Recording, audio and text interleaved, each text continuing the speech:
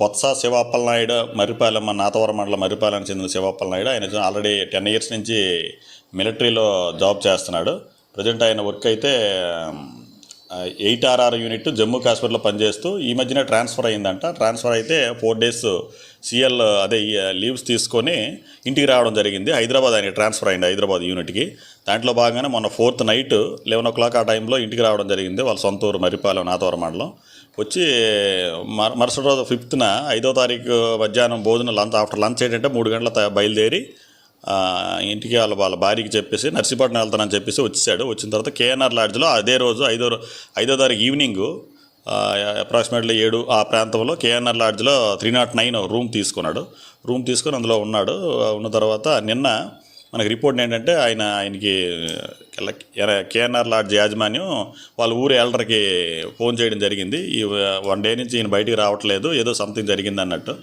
ఊరేసుకున్నాడు అనేసి ఏదో చెప్పేసరికి వీళ్ళ ఆవిడ హేమలత పేరు ఉంటుంది, వాళ్ళ మిస్సెస్, వాళ్ళ ఫ్యామిలీ మెంబర్స్ అంటే అబ్బాయి తాలూకా అమ్మా నాన్న వాళ్ళందరినీ తీసుకొని రావడం జరిగింది. మాకు కూడా అప్పటికే ఇంటిమేషన్ వచ్చింది. నేను మా సిబ్బందితో పాటుగా నేను కూడా క్లూస్ టీమ్ తీసుకొని KNR లాడ్జ్కి చేరుకునేసరికి అక్కడికి అప్పటికే అది రూము తాళం వేసి ఉంది, డోర్ వేసి ఉంది. అంటే లోపల బోల్ట్ పెట్టుకొని లోపల ఈ వ్యక్తి ఉన్నాడు.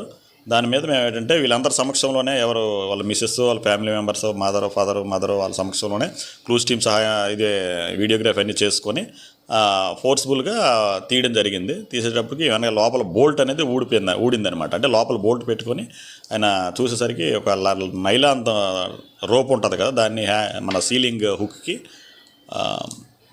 హ్యాంగ్ చేసుకోవడం జరిగింది.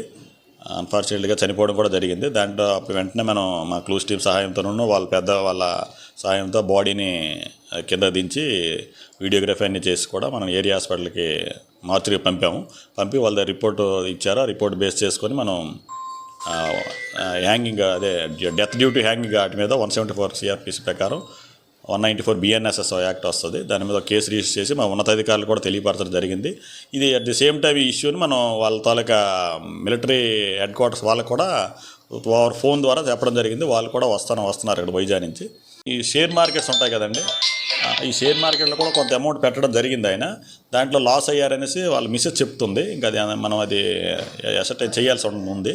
ఈ 2 రోజులతో అప్పుల్లో తట్టుకోలేక ఆయన చనిపోయారు అన్నట్టు ఇప్పుడు వాళ్ళు ఇచ్చిన బంధువులు కానీ లేకపోతే ఫ్రెండ్స్ కానీ చెప్పిన ప్రకారం మనం వాళ్ళు ఇచ్చిన కంప్లైంట్ బేస్ చేసుకొని ఫర్దర్ ప్రొసీడింగ్స్ అన్ని చేస్తున్నామండి.